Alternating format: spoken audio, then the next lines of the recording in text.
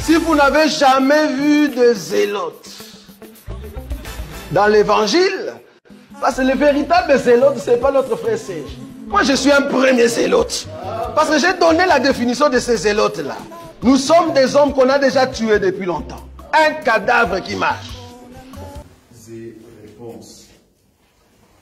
Comme vous savez, le temps des questions et réponses, ça nous donne la connaissance, ça nous accorde la grâce de comprendre comment est-ce que le Seigneur agit au milieu de son peuple. Voilà, donc chaque fois que nous posons des questions concernant la Bible, ça ouvre notre intelligence, ça ouvre notre spiritualité. Une personne qui a bien compris, en tout cas, des questions, parce qu'un enfant intelligent, même à l'école, c'est celui qui pose des questions, parce qu'il veut comprendre. Donc, nous étant des chrétiens, nous devons comprendre, au fait, Jésus qui est dans les Écritures. Ça va? Voilà. Donc, je vous laisse, en tout cas, des questions. Mais la fois passée, je crois, on avait 2 ou 3 questions qui étaient restées. Oui, oui. Je ne sais pas si tu l'as. Oui. Mais si tu ne l'as pas encore, je commence déjà par une autre question qui nous a été posée. En attendant, la première, j'ai ça en tête. Oui. C'était la sœur Mani Sirani qui avait posé la question de savoir si une femme qui n'a pas de parents, une femme qui n'a pas de parents, que ce soit du côté paternel, que ce soit du côté maternel, alors on veut la prendre au mariage, qui va prendre la dot? Très bien. Mais je crois que s'il n'y a pas de parents, c'est-à-dire papa et maman, on est d'accord, hein? Je crois qu'on a déjà répondu à cette question. Ben, je crois que le père est représenté toujours. Hein? Donc, il y aura soit la tante, qu'on appelle, nous, au Congo, Tata Mwasi, ça va? C'est-à-dire la sœur du père ou la petite sœur du père, ou soit un des frères du côté paternel. Donc, c'est eux, en fait, qui vont prononcer le droit de cette femme. Donc, du côté du père, c'est eux qui décident, ce sont eux qui vont prononcer le mot pour le mariage. Donc, si une sœur n'a pas de parents, c'est-à-dire son père est décédé, sa mère aussi est déjà décédée, mais il y a le côté du père, c'est-à-dire du côté paternel, ce sont eux qui vont en fait prendre la parole et déclarer que voilà, nous donnons notre fille en mariage. Je crois que l'idée de la sœur, la question était qu'aucun membre de la famille du côté paternel et aucun membre de la famille du côté maternel. Oui, c'est ce que moi j'ai compris. Ça, c'est comme... Donc elle est restée seule dans le monde, il n'y a aucune famille, personne. Bon, en tout cas, je n'ai jamais vu cette situation. La question est là. Je peux lire comme elle a écrit. Bonjour docteur. Si femme qui a perdu toute sa famille paternelle comme maternelle veut se marier, qui prendra la dot? Bon, là peut-être je comprends famille dans le cadre où du côté de papa ils étaient à 3, ils sont tous décédés. Du côté de maman ils étaient 2, ils sont tous, mais il y aura des cousines ou cousins, enfin, je ne sais pas. Donc il y aura toujours quelqu'un. Donc il ne faut jamais dire qu'il y aura personne. Non, il y aura peut-être un cousin qui va représenter au fait la famille côté père. Et de l'autre côté, il y aura peut-être une cousine, tu vois, une cousine, si pas cousine, nièce, si pas nièce, voilà, il y aura toujours quelqu'un. Je ne pense pas que quelqu'un peut se retrouver, il n'y a personne. Non, c'est pas possible. Donc il y aura toujours soit cousin, cousine des parents, hein, cousin, nièce, voilà, il y aura toujours quelqu'un qui va représenter, en tout cas, même l'enfant, mais du côté père, tu vois, c'est-à-dire, comment on dit, un neveu, ça va, un neveu ou une nièce, mais qui représente la famille du côté père. Il y aura toujours quelqu'un, c'est cette personne-là, au fait, qui va prendre la parole. Parce que c'est la question ici, c'est l'autorité. L'autorité de parents réside dans la bouche de celui qui est du côté paternel. Ok. Voilà. Ça va? Alors, sa deuxième question, elle dit, ma deuxième question, pouvez-vous m'expliquer Deux points. Ésaïe, chapitre 28. Ésaïe, chapitre 28. Oui. Du 9e au 13e verset. Du 9e au 13e verset. À qui veut-on enseigner la sagesse? À qui veut-on donner des leçons? Est-ce à des enfants qui viennent d'être servés, qui viennent de quitter la mamelle? Car c'est précepte sur précepte, précepte sur précepte, règle sur règle sur règle, un peu ici, un peu là, eh bien, c'est par des hommes aux lèvres balbutiantes et au langage barbare que l'Éternel parlera à ses peuples. Et il lui disait, voici le repos, laissez reposer celui qui est fatigué, voici le lieu du repos. Mais ils n'ont point voulu écouter, et pour eux, la parole de l'Éternel sera précepte sur précepte, précepte sur précepte, règle sur règle, règle sur règle, un peu ici, un peu là, afin qu'en marchant, ils tombent en la renverse et se brisent, afin qu'ils soient enlacés et pris. Je crois que cette parole, je comprends pourquoi la sœur pose la question, parce que dans d'autres versions, on a utilisé un langage de comme si c'était parler en langue. Quelque chose comme ça, dans d'autres versions. Okay. Donc rien qu'avec ces passages ici. Là maintenant, Louis II, par le biais des Thompson, qu'est-ce qu'il fait? Scofield, pardon, qu'est-ce qu'il fait? Il essaie de traduire pour dire que pour ceux qui ne comprennent pas la parole de Dieu, ça va rester loi sur loi, règle sur règle, c'est-à-dire ça sera trop dur. Maintenant, dans d'autres versions, ils ont mis un langage que personne ne peut comprendre. Donc, en d'autres termes, cette écriture veut dire que Israël, si tu ne veux pas en tout cas te mettre dans la position d'écouter, la parole de Dieu restera précepte sur précepte, c'est-à-dire que tu ne comprendras pas, mais ce qui fera que tu vas toujours tomber. Donc, je comprends pourquoi la sœur a pris cette question. C'est parce que dans d'autres versions, je ne sais pas si quelqu'un a une autre version, hein, on peut toujours voir. Tu vas voir que là où c'est écrit précepte sur précepte, règle sur règle, dans d'autres versions, c'est comme si la personne parlait en langue. Ésaïe chapitre 28, Ésaïe chapitre 28 à partir du verset 10. Dans d'autres versions, c'est comme si on mettait les parler en langue, bla bla bla bla bla bla, quelque chose comme ça. Je ne sais pas si quelqu'un a une version comme ça. On peut toujours le chercher. Allez vraiment dans le... Qui a lu second? Moi, on a dit, tu as lu second? Ésaïe chapitre 28, le verset 10. Qu'est-ce qu'il est dit là-bas? Car c'est précepte sur précepte, précepte sur précepte, règle sur règle. Donc c'est la même chose. Oui, c'est la même chose. Donc normalement, il y a une autre verset. On va essayer de voir chez les Sémères. 28, 10. Car c'est ordre sur ordre, ordre sur ordre, et c'est règle sur règle, règle sur règle, un peu par-ci, un peu par-là. Donc c'est la même chose. Et bien, c'est par des hommes. Je ne sais pas c'est quelle version, parce qu'il y a une version où on dit quelque chose comme ça. Et oui. Bon, il y a d'autres personnes aussi qui prennent ces versets pour dire, c'est le parler en langue. Hein, donc, que quand le Seigneur veut vous parler, il va vous parler en langue et que vous n'allez pas comprendre ce qui est dit. Donc, c'est vraiment dans ce sens-là. Donc, en réalité, ici, c'est vraiment la malédiction que Dieu avait donnée sur Éphraïm. Donc, pris une prédiction de sa captivité en Syrie. Ça va? Donc on dit que le peuple n'allait pas comprendre jusqu'à ce qu'on viendra l'amener dans le pays d'Assyrie. Et là-bas, ils seront là-bas, il y aura règle sur règle. Et la langue qui sera parlée là-bas, Éphraïm ne va pas le comprendre. Donc c'était une prédiction pour dire que Éphraïm va aller au fait en captivité. C'est dans ce sens-là. Oui?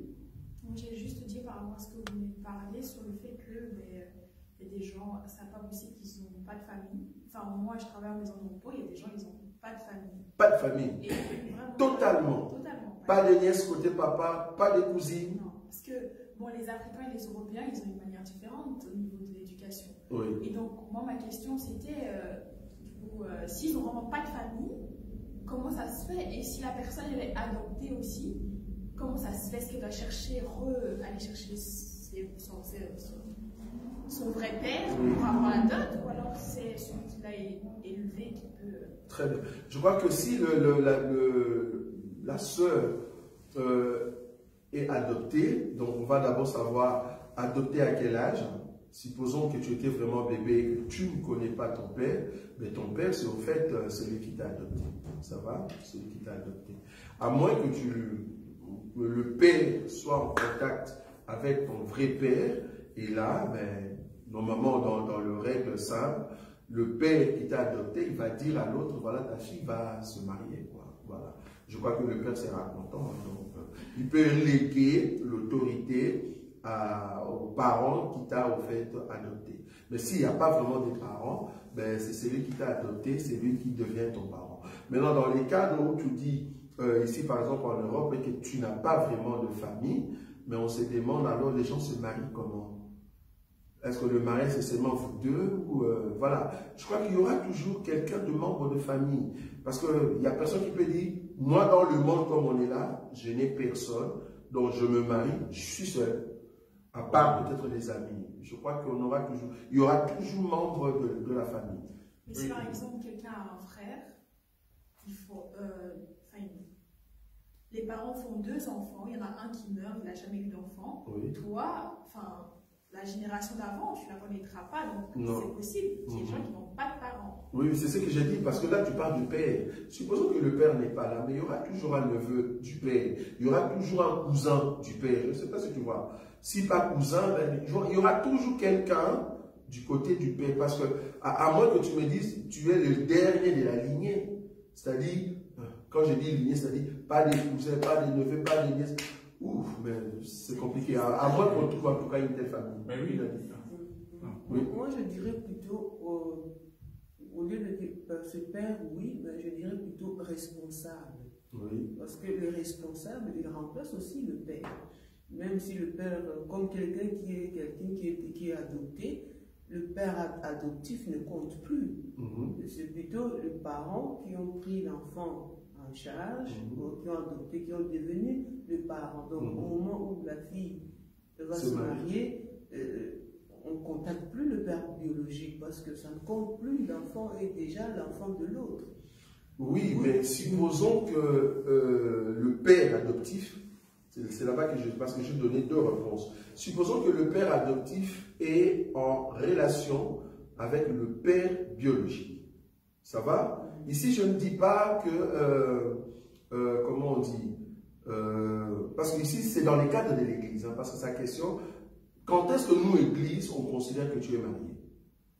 Oui, oui. Je vais éclaircir ma question. Oui. Je comprends. Pour moi, la fille doit avoir un responsable. Oui. Là, on ne parle pas de parent, parce que les responsables remplacent le parent. Le père. Le père, oui, voilà. Remplace le père, parce que, bien sûr, il peut y avoir quelqu'un ou quelqu'une qui n'a pas de famille. On se retrouve dans des zones où il y a de guerre et tout ça. Donc, tu te retrouves, tu es seul et tu ne connais plus là où il y a des membres de la famille. Et supposons s'il y a une famille et qui t'a pris, ou bien il y a quelqu'un qui t'a pris et qui te lève, c'est la personne qui est devenue ton responsable dans ces cas-là. Donc, s'il y a un mariage, c'est les responsables là qui vont percevoir la dot. Je vois. Je crois que là, nous sommes dans le cadre vraiment spécifique. Supposons, comme tu as dit, hein, dans des pays où il y a des guerres et que quelqu'un, on a tué ses parents, sa famille, et la personne vient se retrouver, par exemple, ici, en Europe. Je n'ai personne. Tu vois? Mais non, je crois que quelque part, comme tu as dit, il y aura toujours un responsable, soit une connaissance qui est devenue comme ton papa, ou soit, voilà. Là, maintenant, c'est cet responsable-là qui doit, en fait, se présenter.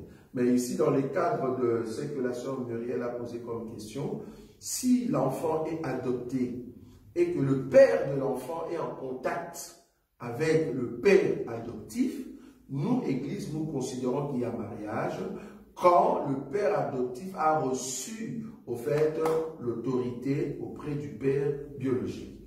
Mais s'ils ne sont pas en contact, ils ne connaissent même pas, c'est fini ça. Donc il n'y a plus de lien. Ou soit le père est déjà décédé. Le père adoptif vient ici en Europe. Il ne connaît même pas le cousin et le cousine.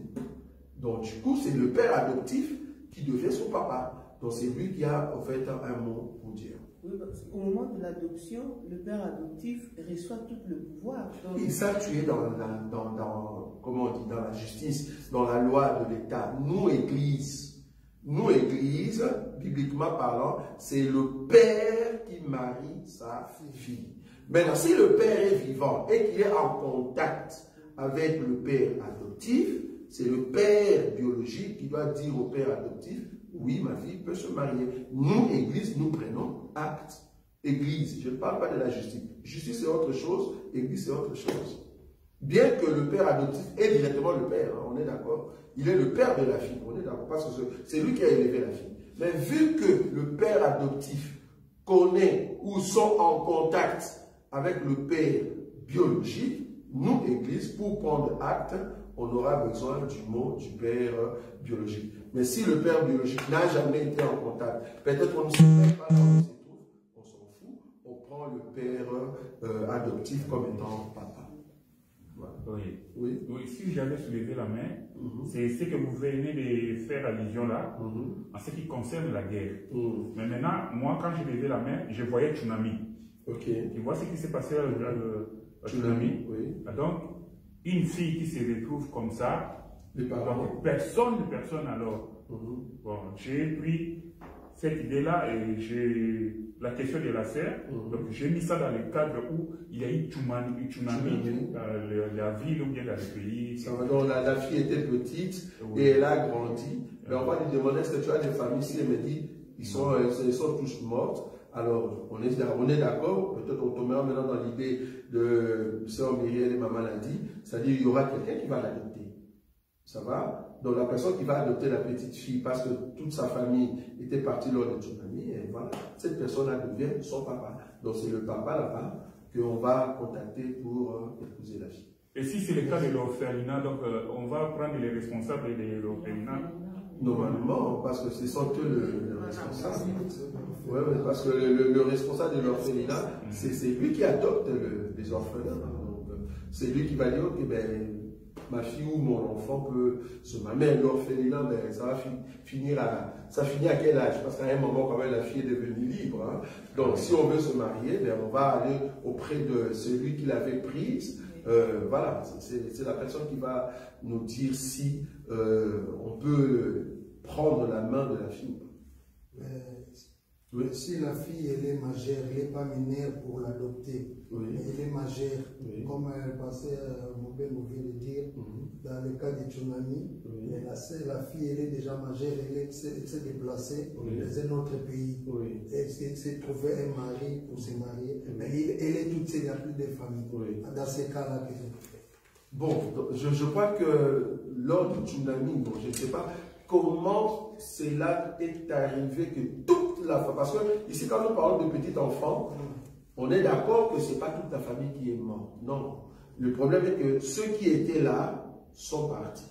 Mais tu vois qu'il y aura un cousin, une cousine quelque part, mais que la petite ne connaît pas. On ne va pas forcer la petite pour demander à Dieu dans la révélation où se trouve une cousine. Non. Donc, on va prendre celui qui l'a adopté. Okay. Maintenant, si la fille est grande, majeure déjà, 20 ans, et que tsunami arrive, papa, maman, frère sont morts. Mais ne me dis pas que même tes cousins, cousines, nièces, neveux étaient ce jour-là, vous tous vous étiez dans l'air. Non, il y aura toujours quelqu'un qui sera ailleurs et qu'on peut maintenant aller chercher. Dans ce cadre-là. Oui? Oui, docteur, je voudrais aussi ajouter quelque chose. Selon moi, je vois que la dot n'est pas toujours quelque chose d'obligatoire s'il n'y a pas des gens qui n'ont, il faut. Mais si par exemple, on se retrouve quelque part, la fille, vraiment, j'ai trouvé ma femme, elle ne connaît pas parfois sa famille, elle n'a pas de relations avec des gens. Mais c'est comme si une formalité, on peut se marier devant l'église, à ce moment-là, c'est quoi même que le pasteur va représenter tant que père spirituel, et aussi pour pouvoir prendre la dot comme symbole. Et non comme le mille, le temps fixé, non. On peut faire ça comme symbole. et on fait marier les fiancés. Mais là, tu l'as bien dit, le pasteur, c'est lui maintenant le responsable, tu vois. Donc, c'est ce qu'on a dit, dans les termes, un responsable peut toujours venir là-bas. Donc, le pasteur sera comme le père de la fille, le responsable. Parce que la fille n'a pas de parents, on est d'accord. Donc, il y aura toujours un responsable, soit le père adoptif, soit le responsable de l'orphelinat, soit le pasteur, comme tu l'as dit, le pasteur qui a vu la sœur grandir alors que la sœur est seule, tu vois. Mais c'est comme Dieu, c'est lui qui était le père de Ève, mais en même temps le père aussi d'Adam. Donc on est d'accord. Donc ici, le pasteur, ben, il peut se mettre du côté de la fille pour dire que voilà, c'est ma fille, alors qu'est-ce que tu veux donner, qu'est-ce que moi je peux exiger pour ma fille? Ben, si je suis pasteur, je dis, ben, tu peux la prendre, ou bien tu fais seulement un symbole, hein, ben, soyez bénis, quoi. Voilà, ça passe. Mais il faut qu'il y ait un responsable, un mot de celui qui a l'autorité, parce que le pasteur a l'autorité sur la fille, non? Voilà, donc c'est le pasteur qui va dire un mot. C'est juste, donc un responsable. Oui, par exemple, ok, ma question tourne autour de la parole qui dit que... Ah, donc on sort déjà ici? Non, non, je suis dans le mariage. Oui, allez-y. L'homme et la femme deviendront une seule chair. Oui. C'est la vie. Ah, mais ça on a déjà expliqué. À moins que tu me dises que tu... Mais non, on peut lire. Lisons d'abord l'écriture. L'homme quittera, non, l'homme quittera son père et sa mère. On est dans le cadre d'une famille, c'est-à-dire tu quittes chez vous. La doctrine, hein, tu quittes parce que en réalité, cette parole, ce n'est pas Adam qui l'a dit. On est d'accord? C'est pas Adam qui a dit ça. Oui ou non? Oui. L'homme quittera son père et sa mère et s'attache. Qui a dit ça? C'est Moïse, ce n'est pas. Donc, parce que Adam ne connaissait pas la notion du père et de la mère. Okay. Donc, celui qui a dit ça, c'est Moïse. Donc, quand il dit l'homme quittera son père et sa mère, c'est-à-dire tu vas quitter chez vous. Tu viendras t'attacher et vous deviendrez une seule chair. Okay. Là, on parle de la relation sexuelle. Je crois, on l'a toujours dit, je crois, c'est dans les épîtres, c'est lui qui s'attache à la prostituée, devient avec elle une seule chair. C'est pas que vous allez avoir les enfants, c'est juste une relation sexuelle. Voilà. Donc quand tu couches avec une prostituée dans les relations sexuelles, alors que tu payes, ben, vous devenez avec elle une seule chair. C'est dans les cadres des relations sexuelles. Ça va? Oui. Moi j'avais une autre question, c'était est-ce que la mort est une entité vivante dotée de réflexion? Comment? Est-ce que la mort c'est une entité vivante dotée de réflexion ou alors c'est un concept comme la vie et le péché? Normalement, c'est un concept. Quand on dit un concept, c'est-à-dire on peut développer à l'intérieur. Parce que nous croyons que la mort, ce n'est pas la fin d'une étape. Non. C'est normalement le début aussi d'une autre histoire. Ben, la mort de qui? Ben, le chrétien. Parce que, à moins que nous puissions le spécifier par rapport soit aux païens, soit aux chrétiens. Soit par rapport à nous, la mort, c'est un concept comme la vie. Ça va? La vie, parce que je suis dans la chair. Mais après cette vie, est-ce qu'il y a une autre vie? Bien sûr, une autre vie, mais qui passe par la mort. Donc, du coup, je sais expliquer la mort comme je sais expliquer aussi la vie. Ça va? Donc, ce n'est pas abstrait. Non, non. La mort, c'est vraiment un concept, c'est vraiment une vie après la vie, si je peux l'appeler. Une vie après une vie. Donc, après cette vie ici, nous passons par la mort, que les gens qui sont dans cette vie vont dire tu es morte, mais en réalité, tu n'es pas mort. En fait, tu es quelque part, une autre vie continue. Si tu es dans le péché, ben, vouloir ou pas, tu souffres. Si tu es en Christ à Jésus, tu te reposes. Quand on dit le repos ici, nous sommes d'accord que le repos ne veut pas dire que tu ne fais que dormir. Parce qu'il y a d'autres personnes qui pensent quand on dit il est dans les repos, les saints d'Abraham, c'est-à-dire là-bas c'est do, jusqu'au jour où Jésus-Christ viendra. Et j'ai juste pas alors compris parce que dans la prédication de dimanche, vous avez parlé d'esprit. Et donc je voulais savoir, parce que moi du coup je me suis dit c'était un esprit la mort. Quand les gens disent qu'ils voient la mort arriver comme... Ah, je vois là où tu es. L'esprit qu'on appelle mort est concept, parce que là tu as parlé concept. Esprit qu'on appelle mort et le concept mort, c'est pas la même chose. Le concept de mort, c'est un acte, c'est un mouvement. Là, je suis dans le mouvement. J'ai fait un mouvement qu'on appelle mourir. Mais qui est derrière ce mouvement-là? Tu vois? Celui qui est derrière le mouvement, c'est tout un esprit. Je vais te donner un autre exemple. Je fais le mouvement de tuer un homme. Ça va? C'est un mouvement. J'ai tué un homme. Ok. Qui est derrière cet esprit-là qui m'a poussé de tuer? Tu verras qu'il y aura un esprit qui m'avait poussé. Tu vois? C'est dans ce sens-là. J'ai fait l'acte de la prostitution. Qui est derrière pour me pousser à faire la prostitution? Un esprit. Je ne sais pas si tu vois un peu. Voilà. Donc la mort que je parlais le dimanche passé, c'est vraiment l'esprit mort. C'est-à-dire, à chaque fois qu'il y a mort, il y a un esprit qui te fait entrer dans ce qu'on appelle mort. Ça va? Mais le mouvement, concept comme en soi, comme vie et mort, mais ça c'est un concept, c'est-à-dire c'est un mouvement, c'est un acte qu'on a en fait réalisé pour entrer dans le concept en soi. Et du coup, la même question qui est en lien avec ça, c'était comment est apparue la mort? Comment la mort est apparue? La mort est apparue, je crois, dans le jardin d'Éden. C'est Dieu qui l'avait prononcé la mort. Remarquez, quand Dieu a prononcé, il a dit, le jour où tu mangeras ce fruit, tu mourras. Si je peux entrer plus loin dans la pensée de Dieu, le jour où tu mangeras cet arbre, j'ordonnerai à la mort de te toucher. Tu vois la nuance? Voilà. Donc, le jour où tu mangeras cet arbre, tu mourras. Tu vas remarquer que quand Adam et Ève ont mangé, ils ne sont pas morts. Ah, donc, il y a une dimension de mourir, dimension spirituelle et dimension physique. Donc, moi, dans la chair, je peux réaliser le concept, comme je te dis, du mot mort, mais dans la chair, et spirituellement aussi, il y a mort. Là, on parlera de la deuxième mort, parce qu'on a deux sortes de morts. On a la mort, qu'on appelle la première mort, quand le corps est séparé avec l'âme. On est d'accord? La deuxième mort, quand l'âme est séparée avec l'esprit. Ça va? Donc, normalement, c'est une dimension pour comprendre cela. Oui? Oui, selon la prédication que vous avez enseignée, on n'a pas passé sur la prédestination. Oui. Selon cette prédication, c'est Dieu qui a prédestiné la Vierge folle et la Vierge sage. Oui. Maintenant, quel est l'effort de l'homme dans tout cela? Quel est l'effort de l'homme? Voilà, très bien. Je crois que on avait touché une écriture sur le potier. Tu vois? On avait touché cette écriture, on a dit le créateur, qui est comme le potier, c'est lui qui décide de quel vase qui sera d'honneur ou soit de vie.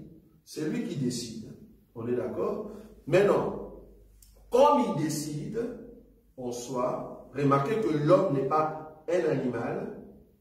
Bon, je peux aller plus loin dans une autre définition. Qui est l'homme? Mais l'homme, c'est un animal, mais rationnel.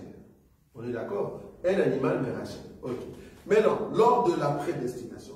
Prédestination veut dire Dieu connaît en avance ceux qui vont au fait entrer dans le ciel. Ok? Mais il les a envoyés comme comment on dit, des outils. Des outils qu'il a envoyés sur terre. Et lui-même, il sait que telle personne ne va pas entrer. Maintenant, même si l'homme disait, pourquoi moi je ne vais pas entrer? Quel est alors mon apport dans tout cela? Mais ton apport est que tu devais venir sur la terre parce que tu n'appartiens pas à Dieu. C'est ça ton rôle. Donc l'homme ne va pas dire, alors si tel est le cas, pourquoi tu m'envoies alors en enfer? Ben, Dieu t'envoie en enfer parce que tu étais destiné pour l'enfer. Je ne sais pas si tu vois là où je suis. Oui, donc ça veut dire que là, tu vas parler de la justice. Voilà, tu vas venir. Voilà, c'est ça que j'ai dit. C'est ça, nous servons un Dieu qui est un peu injuste. C'est là-bas que j'avais dit, quand il dit, j'ai aimé Jacob et j'ai haï Ésaïe, alors que les enfants n'étaient pas encore nés, ils étaient dans les ventres, ils n'ont pas encore fait pécher. Comment tu peux expliquer ça? C'est là-bas que j'ai dit, c'est ça l'amour que Dieu a pour ses enfants. Et les autres ne sont que créatures. On a toujours dit ça. Il y a les enfants et les créatures. C'est comme aujourd'hui, hein, allons plus loin. Maintenant, réfléchissons comme des hommes. Comme des hommes, aujourd'hui, Elon Musk. j'espère que tu le connais. Elon Musk est parti trop loin. Il va nous faire des humanoïdes. Je ne sais pas si vous connaissez. Humanoïde, c'est en fait un robot mélangé avec une partie de la chair humaine. Humanoïde. Donc, si par exemple, ton frère a fait un accident et que son cerveau fonctionne encore, qu'est-ce que Elon Musk dit? Au lieu de jeter le corps comme ça, hein, dans la poubelle, on peut prendre cet homme qui vient de mourir, mais parce que son cerveau fonctionne encore, moi, je sais prendre rien que sa tête et mélanger avec des machines, cet homme deviendra humanoïde. En réalité, cet homme-là n'existe pas, on est d'accord? Cet homme-là n'existe pas parce que la personne est déjà morte spirituellement. Mais dans la chair, Elon Musk peut récupérer la masse qui est restée pour que l'homme revienne. Mais l'homme ne revient pas comme toi tu le pensais. Bien qu'il peut avoir la même face que tu l'as connu. Mais le fait qu'on l'a coupé la tête et que cette partie s'était écrasée complètement et que c'est le cerveau qui fonctionnait, ben il prend seulement la tête, il lui donne un autre corps avec des fils connectés avec les cerveaux à l'intérieur. Et la personne devient à moitié homme et à moitié robot, humanoïde. Vous voyez? Donc, étant homme, je peux dire, est-ce que ces hommes-là, si aujourd'hui Dieu le brûlait, si j'étais robot, j'allais dire, ah, mais vous êtes méchant, pourquoi tu nous as brûlés? Mais tu n'es qu'animal, tu n'es pas vrai. Je ne sais pas si tu vois là où je suis. Donc Dieu, il sait que Emmanuel est vrai. Tel n'est pas vrai, ce n'est pas par rapport à la chair. Il faut pas enlever tout ce qui est émotion. Ce n'est pas par rapport à la chair, c'est à l'intérieur. Dieu voit qu'à l'intérieur, telle personne n'est pas homme. C'est un animal. Mais nous voyons ce qui est dans la chair. Mais dans la chair, ce n'est pas ça qui est important, c'est ce qui est à l'intérieur. Or, à l'intérieur, il y a ceux qui sont destinés à aller en enfer. Voilà. Maintenant, lors de la mort de la Vierge folle. Ah, tu n'as pas cette réponse-là. On l'a dit la fois passée. Je crois qu'on l'a en tout cas précisé. Nous avons dit déjà, la Vierge sage, si elle meurt aujourd'hui, bon, tous ceux qui sont morts en Christ et Jésus, est-ce que nous sommes déjà d'accord que c'est la Vierge sage? Oui ou non? Oui. C'est la Vierge sage. Pourquoi? Parce que tu meurs en Christ et Jésus, donc tu te reposes. Dès que la trompette va sonner, parce que là où on a des confusions, pas confusion, là où on ne sait pas encore, on n'a pas encore la certitude si je suis vierge folle ou non, le fait que je suis vivant, je ne sais pas si je dois monter ou pas. Mais dès que je meurs en Christ et Jésus, je deviens directement vierge sage. Quand la vierge sage va monter, normalement la vierge sage qui était décédée vient de lieu de repos. C'est-à-dire le sein d'Abraham. On est d'accord? Donc tous ceux qui sont dans le sein d'Abraham vont sortir et nous qui sommes vivants, nous allons changer. Et qu'est-ce qu'on fait? On monte. Le sein d'Abraham reste comment? Vide. On est d'accord? Ok.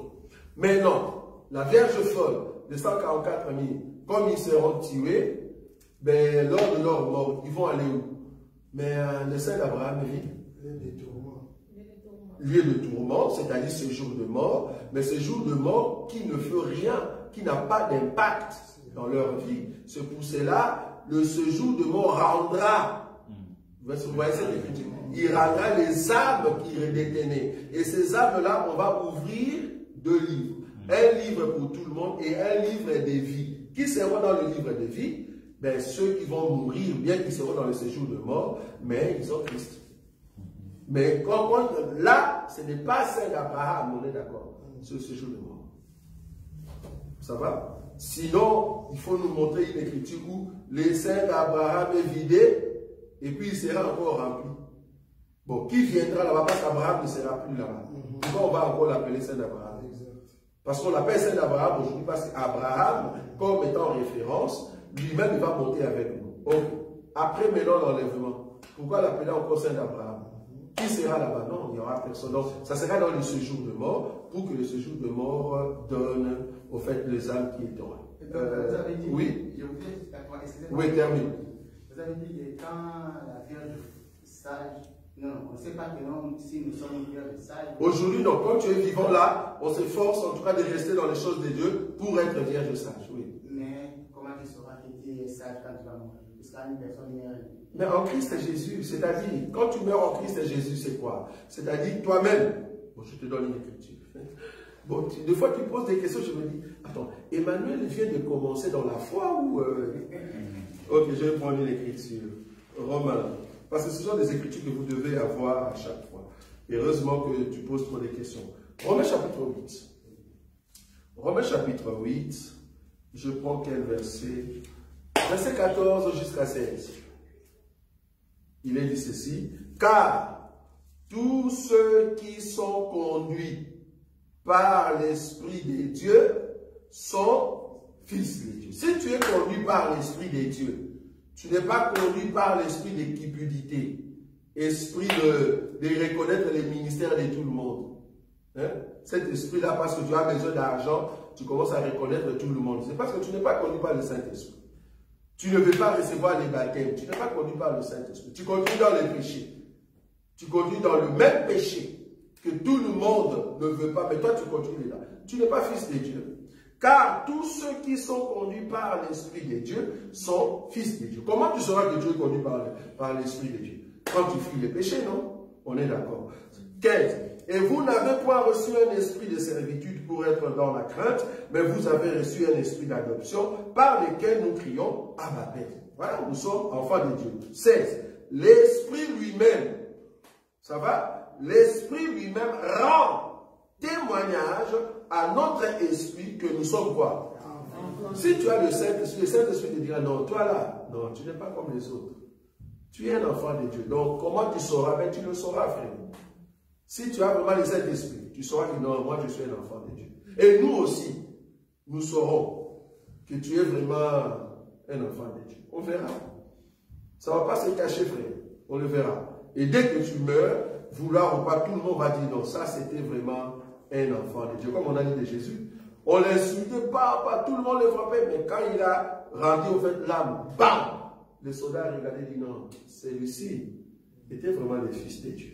Voilà. Donc il y aura toujours un témoignage pour montrer que tu es le fils de Dieu. Donc vouloir ou pas, le Saint-Esprit qui est en toi va attester que tu es le fils de Dieu. Oui. Oui, ce sont les questions qui sont en ligne. Hein. Oui. Il y a le frère Baptiste, il a posé la question, il veut savoir la différence entre le tribunal de Christ. Tribunal de Christ. Oui, je crois qu'il voulait parler des trônes blancs, il parle de tribunal blanc.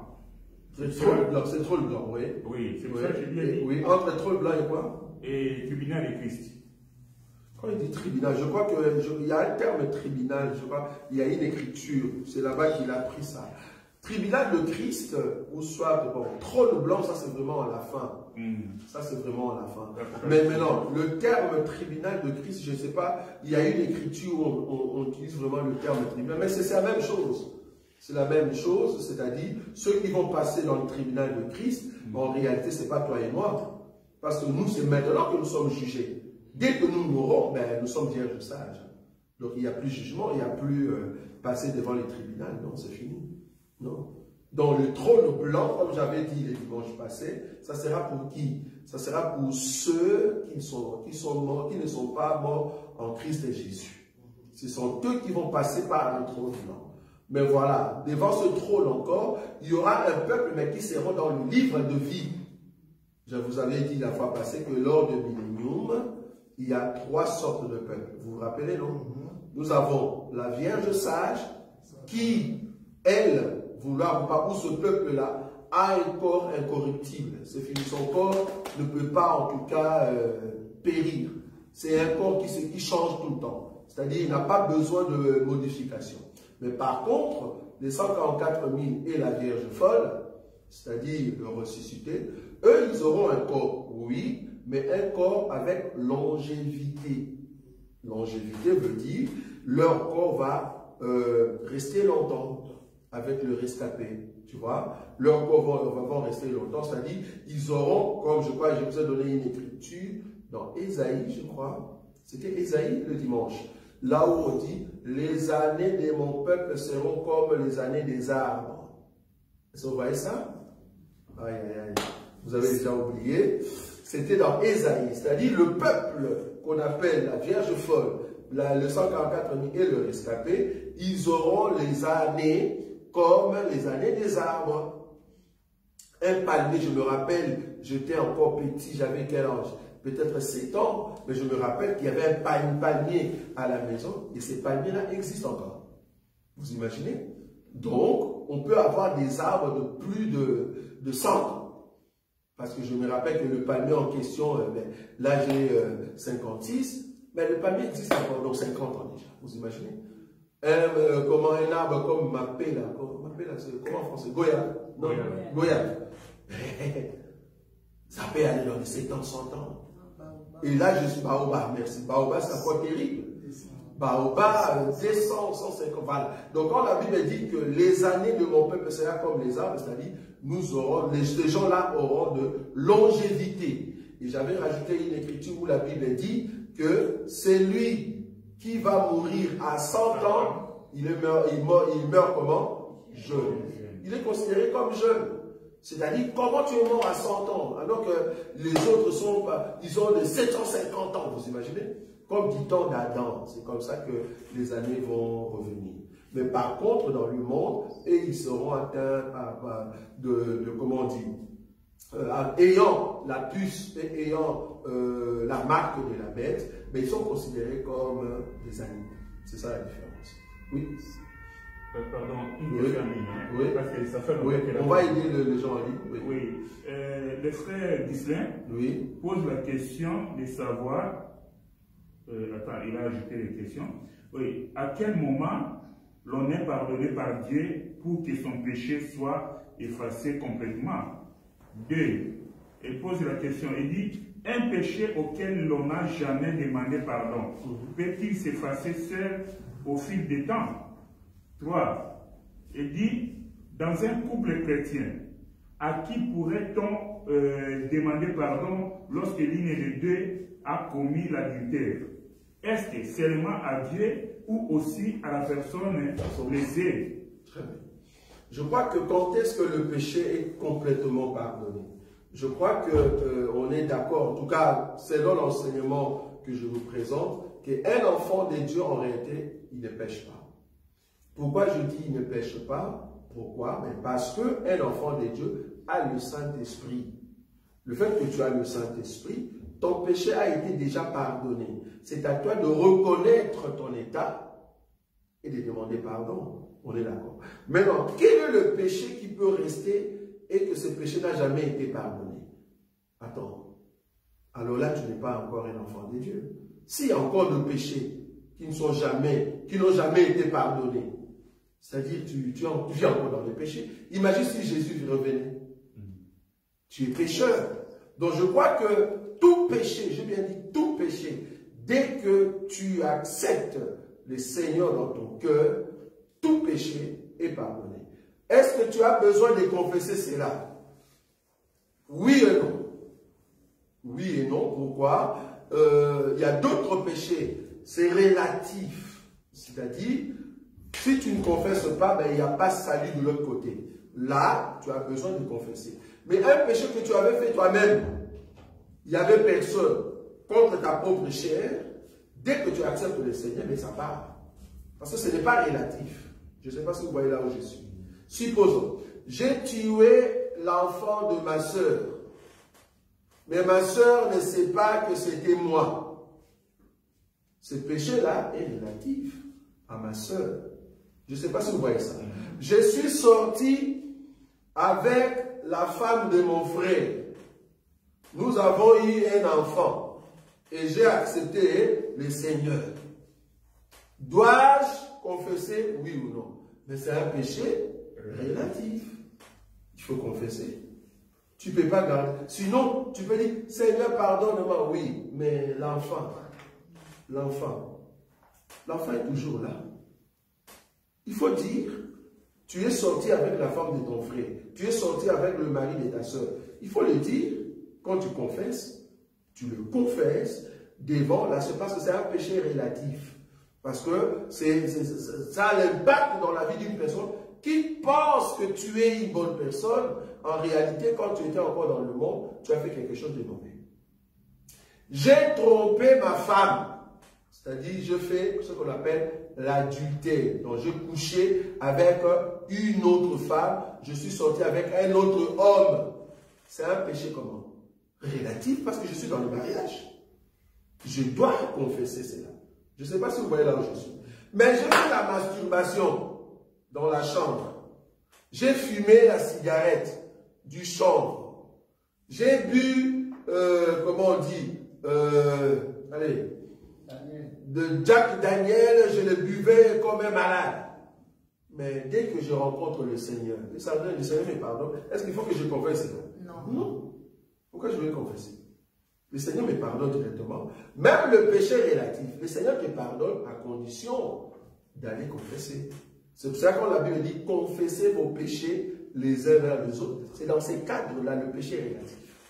On est d'accord. Donc pour que ce péché-là sorte, si c'est un péché relatif, il faut confesser. Est-ce qu'on est d'accord ou pas? Non, je ne sais pas encore fini. Donc c'est un péché relatif. On est d'accord. Maintenant, dernière chose, là, il a parlé de quoi? Est-ce qu'il peut demander pardon? L'adultère. Ah oui, dans l'adultère. Dans le cadre de l'adultère, voilà, je l'ai dit ici, donc j'ai déjà répondu, hein, donc, indirectement. Dans le cadre de l'adultère, vouloir ou pas, tu vas demander pardon à Dieu. Amen. Mais comme c'est un péché relatif, qu'est-ce qu'il faut faire? Demande aussi à ta femme ou à ton mari. Il faut lui dire, ben, écoute, en tout cas, j'étais tombé. Bon, j'ai vu les gens là, une fois, ils m'ont insulté en ligne parce que j'avais dit, si tu tombes dans l'adultère, dans un hôtel avec une femme, et que tu reviens à la maison, ta femme ne le sait pas, tu les gardes dans ton cœur, Dieu ne t'a pas encore pardonné. Et les gens vont commencer à... Quelle est l'écriture qui dit ça, frère? Péché d'adultère veut dire, j'ai trompé qui? J'ai trompé ma femme. Si je t'ai trompé, je dois te dire que frère, je t'avais trompé, non? Si je t'avais volé, pour que le péché parte, qu'est-ce que je dois faire? Je dois confesser, je t'ai dit, je dois venir te dire, frère, je t'avais volé quoi? L'argent. Est-ce que je dois aller dans mon cœur, dans mon coin, je dis, Seigneur, pardonne-moi, j'avais volé 1500 € de mon frère, alors qu'il les cherche, mais c'est moi qui l'avais pris, j'ai déjà acheté, et puis je dis, le Seigneur m'a pardonné, c'est fini. Non, non, c'est un péché relatif. Il faut dire au propriétaire que ton argent c'était moi. Fais de moi tout ce que tu veux. Voilà. Ça va. Donc, je vois que si c'est dans ce sens-là, beaucoup de gens vont pas entrer aussi. Alors, merci beaucoup. Je voudrais dire ceci. Merci, tu as bien dit. Hein? J'aime beaucoup ce que tu as dit. C'est bien ça. Mais je voudrais dire ceci. Oui. Quand il me dit, celui qui confesse ses péchés et merci. L'a pardonné, merci. Il est juste et fidèle pour les pardonner. Merci. Quels sont les péchés que Dieu pardonne et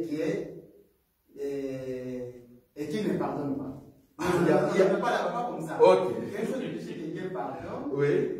Que j'ai confessé à Dieu qui pardonne. Et que Dieu n'a pas pardonné. J'ai confessé mais qui ne pardonne pas. Non, si tu as confessé, il pardonne. Mais confesser à Dieu aussi. Mais non, à Dieu, tu ne confesses pas, tu dis. Bon. Confesser, tu dis. Bon, le terme, ce n'est pas vraiment confesser. Confesser veut dire, je viens dire ce que je fais à quelqu'un. Normalement, c'est ça. Parce qu'à Dieu, oui, je pense que je le considère comme une personne. Je confesse, Seigneur, j'avais fumé. Seigneur, j'ai mis des jackmen. Là, c'est entre moi et Dieu. Mais, Seigneur, j'ai fait l'adultère, j'ai trompé ma femme, je suis sorti avec une autre femme, on a couché ensemble. Il ne peut pas pardonner. Mais le pardon vient en partie, parce que c'est un péché relatif. C'est lui qui décide d'abandonner. Oui, décide d'abandonner, mais comment? J'avais commis l'adultère, oui. Je me suis décidé d'abandonner ça. Oui. Je demande pardon à Dieu. Mais est-ce que ton conjoint à la maison, il ne sait pas? Ah, si tel est le cas, alors dans cette pensée-là, c'est pas que beaucoup, comme tu as dit, ils ne vont pas entrer. Si tel est le cas, c'est-à-dire, si j'ai un enfant, ça va? Moi, je suis ton frère, j'ai un enfant avec ta femme, et que je deviens chrétien, Seigneur, pardonne-moi parce que je suis sorti avec la femme de mon frère Emmanuel, et on a eu un enfant, mais pardonne-moi. Dieu le pardonne, oui ou non? Oui, il va te pardonner. Est-ce que le pardon vraiment est parti? Oui, puisque... Attends, c'est-à-dire, l'enfant reste, est considéré comme ton enfant, et toi tu ne sais pas. Toi tu marches tout le jour, Ok, Dieu a permis que cet enfant est malade et qu'on doit donner du sang à l'enfant. Tu dis, mais c'est mon enfant, on parle là-bas, ce n'est pas ton enfant. Ah, c'est l'enfant à qui? Au pasteur, parce que ton frère est devenu pasteur. On est d'accord, hein? Il était dans les péchés, il a couché avec ta femme, ils ont eu un enfant, mais il n'a pas dit. Mais il est devenu pasteur. Ok. On a fait maintenant les sangs. Ton enfant est malade, toi tu croyais que c'était ton enfant. L'enfant est malade, on vérifie les sangs, ce n'est pas ton enfant. C'est à qui tu viens demander à ta femme? Ta femme est devenue chrétienne. Elle t'a jamais dit qu'elle était sortie avec ton frère. Ça déjà c'est un péché encore. Ton frère qui est devenu pasteur, que toi tu pries dans son église, il t'a jamais dit qu'il était sorti avec ta femme et qu'ils ont un enfant, l'enfant que toi tu aimes beaucoup. Oui. S'il n'y a pas d'enfant. Oui. S'il n'y a pas d'enfant. Non, mais c'est la même chose, ça ne change rien. Mettez même l'enfant, même si ça ne change rien. Mettre l'enfant ou pas, ça ne change rien. Le problème ici, je vais te montrer que dans ces cas-là, ta foi est foutue. La femme, tu vas la chasser. Et ton frère, c'est fini, tu ne vas plus la considérer. Je ne sais pas si tu vois là où je suis. Mais par contre, là où il y a les pardons, je viens reconnaître mon erreur auprès de toi. Je dis, maintenant que j'ai accepté le Seigneur, je me t'avouer, confesser devant toi ce que je fais. Fais de moi ce que tu veux. Moi-même, je suis venu te le dire. C'est ça confesser, frère. Parce que tu as prié à Dieu, mais je n'ai jamais confessé auprès de mon frère. Je crois que pour que Dieu te pardonne, il y a ce qu'on appelle la restitution et la restauration. Les deux mots. La restitution, c'est-à-dire, si j'avais volé, bien que je suis chrétien, je dois restituer. Restauration. Restauration veut dire réparer. Si j'avais commis un péché, je dois restaurer, c'est-à-dire réparer cela. Comment réparer? Je dois te le dire, frère. L'enfant que tu as, c'est mon enfant. Excusez-moi, pardonne. Ah, il faut dire. Il faut le dire parce que tu l'as fait sous l'effet de péché. Je ne sais pas si tu vois là où je suis. Tu étais dans le péché, c'est tout à fait normal. Parce que dans le monde du péché, tout est permis, frère. Imagine quelqu'un qui est ton frère, mais il te met du poison. Comment tu expliques ça? C'est sous l'effet du péché, frère. Parce que si c'est un chrétien, il ne peut pas te mettre du poison. Il ne va pas te mettre du poison dans la nourriture. Imagine. Je vais aller. C'est la même chose. Je suis païen. On m'a amené de l'argent parce que toi, tu es mon frère, tu es ministre. Comme Moutamba. Allons là-bas. Parce que le petit souffre pour rien. Alors qu'il est innocent. Bien qu'on l'a mis du poison. Bon, selon la justice, toi tu sais, mais nous, pour nous les peuples, nous les mots. Bon, je suis le frère de Moutamba. On est d'accord? On m'a amené le million pour tuer mon frère. Quand je dis frère, c'est dans le sang. Mon frère et mettre du poison dans la nourriture. Et qui a amené l'argent, ben, c'est l'ancien président. Parce qu'on a enlevé ses immunités, soi-disant. Il me donne des millions. Je suis païen, cupide, j'accepte des millions, je te mets du poison. Ok? Tu te retrouves à l'hôpital. Poumon pourri complètement. Tu ne sais pas qui a mis le poison. Dieu est grand, je reçois Jésus-Christ dans ma vie. Je dis, Seigneur, pardonne-moi, c'est moi qui ai mis le poison de mon frère. S'il a l'AVC aujourd'hui comme ça, c'était moi, parce que j'avais mis du poison. Pardonne-moi, Seigneur. Tu vas pardonner? Oui. Et après, où est la réparation? Tu peux dire au frère. Tu ne seras pas réparé. Mais non, quand je dis réparation, ça dit moi. Je dois me réparer avec toi. Comment je peux me réparer? J'ai déjà réparé avec Dieu, non? J'ai demandé pardon. Mais toi et moi, comment nous allons réparer? Je vais vivre dans l'hypocrisie alors. Je suis hypocrite. Or, les hypocrites n'hériteront pas le royaume des cieux. Il faut avouer. Un péché, quand on dit avouer, avoue. Les frères, j'étais païen. On m'a menti. On m'a amené l'argent sous l'effet de la cupidité. C'est moi, en fait, qui avais mis le poison dans ta nourriture. Fais de moi ce que tu veux. En tout cas, je suis prêt pour assumer mon péché. Voilà. Là, tu es pardonné, frère. Sinon, tu ne seras pas pardonné. Et beaucoup n'iront pas au ciel, comme tu l'as dit, parce qu'ils sont hypocrites. Ils ont fait des crimes, ils n'ont jamais dit. Et quand je parle de l'adultère, je vais ici marteler bien. Adultère, bibliquement parlant, veut dire sortir avec une autre femme, sortir avec un homme hors un homme hors du mariage. Quand on dit sortir, relation sexuelle. Je ne parle pas, il avait touché ici, là-bas, il m'a donné un bisou. Je ne parle pas de ça. Sortir, c'est-à-dire s'attacher. Tu t'es attaché avec tel homme, tu t'es attaché avec telle femme, hors mariage. Si tu fais ça, si tu es vraiment un chrétien, conduit par le Saint-Esprit comme on a dit, va demander pardon à Dieu et dis à ton conjoint ce que tu as fait.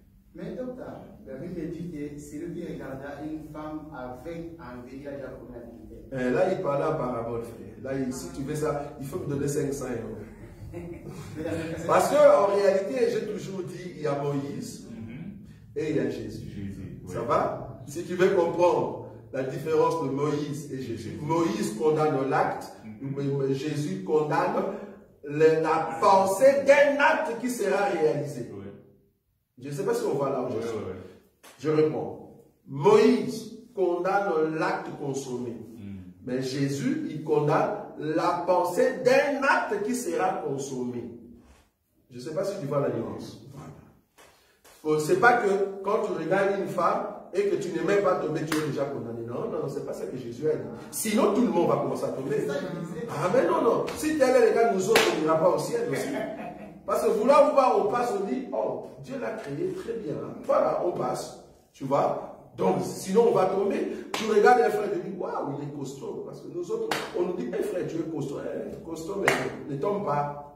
Tu comprends? Donc, sinon, les gens vont commencer à tomber pour rien. Donc, ici, quand la Bible dit cela, c'est en regardant l'acte à la fin.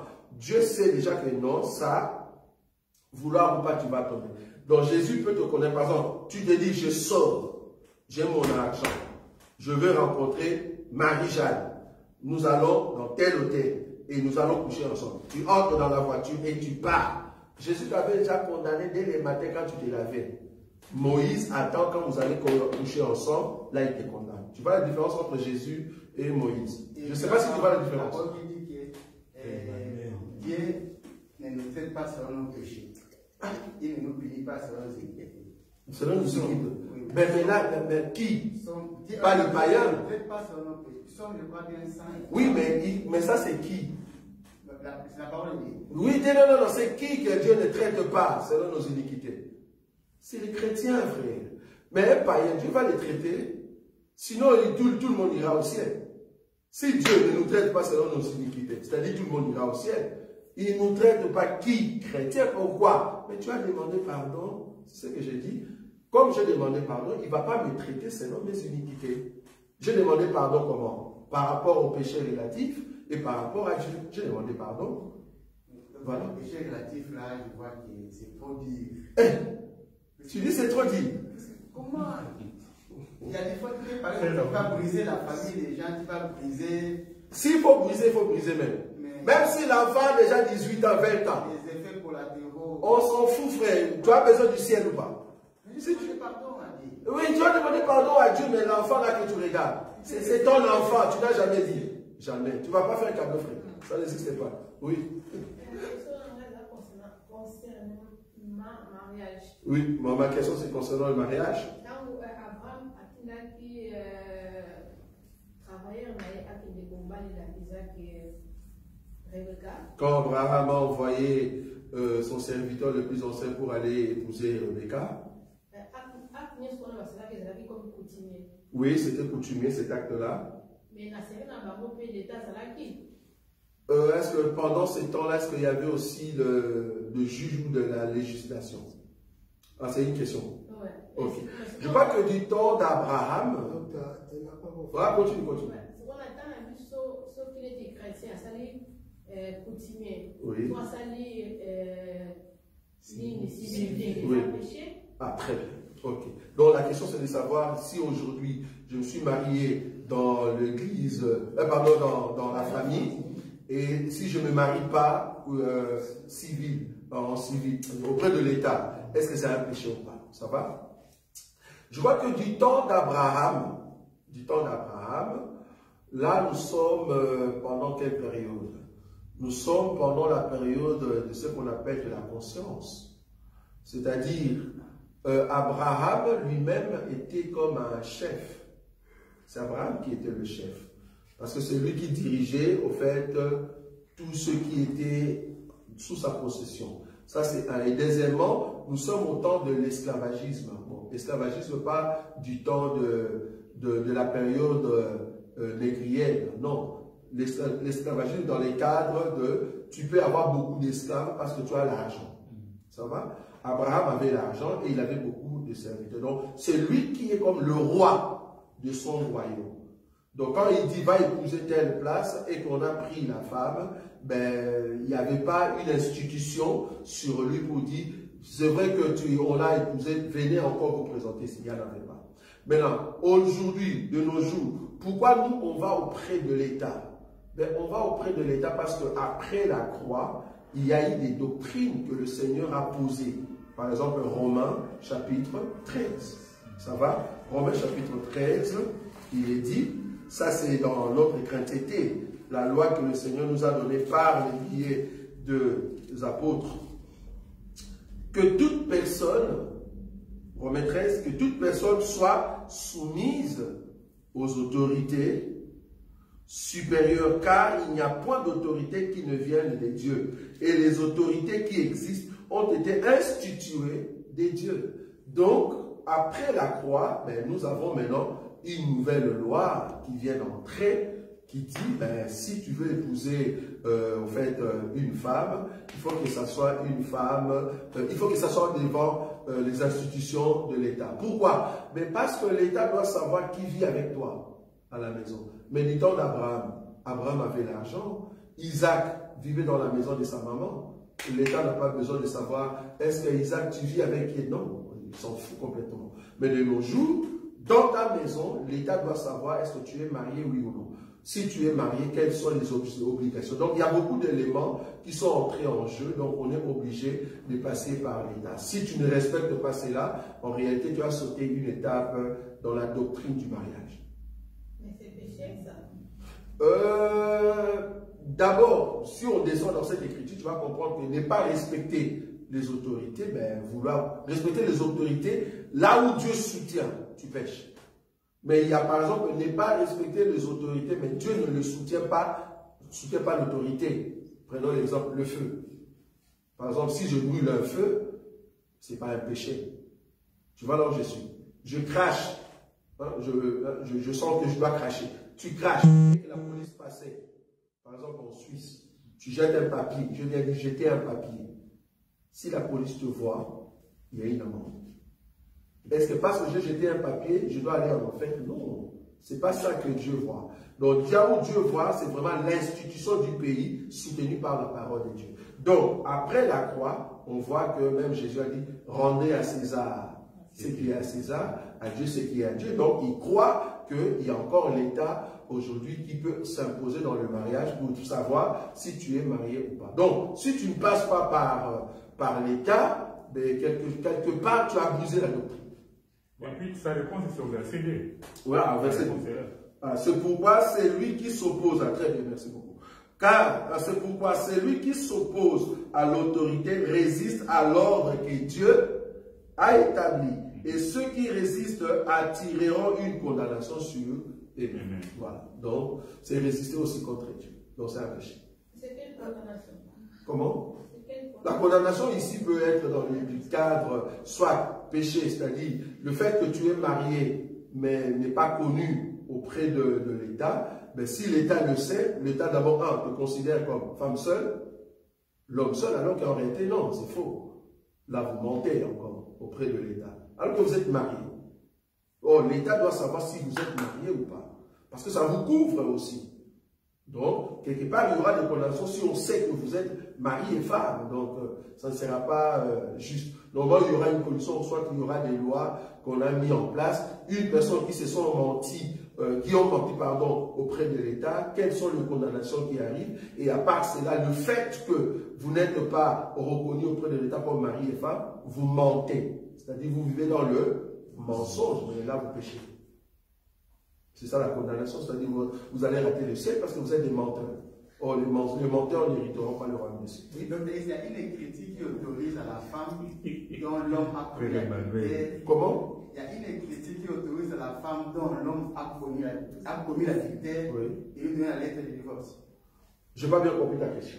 Il y a une écriture qui autorise à la femme, dont l'homme a commis l'adultère, que cette femme-là donne la lettre. Ah, je vois. Non, il y a une écriture, je vois là où. Mais il y a, bon, la lettre de divorce, non. Mais la répudiation, oui.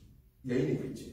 Si la femme, est-ce que la Bible dit à la femme aussi de ne pas repudier son homme ou repudier son homme? Il y a une écriture comme ça. Répudiation. Tu comprends répudiation? Voilà, il y a une écriture. 1 Corinthiens. Tu n'as jamais vu ça? 1 Corinthiens. Ah, 1 Corinthiens. Pourquoi tu cherches cette écriture? C'est-à-dire l'homme peut faire l'adultère ensemble. C'est grave, Emmanuel. Ok, on va prendre cette écriture. Là où la femme peut aussi repudier l'homme. Parce qu'il y a beaucoup qui pensent que c'est seulement pour la femme. Parce que s'il n'y en a pas, cela veut dire que l'homme peut prendre une femme comme il veut.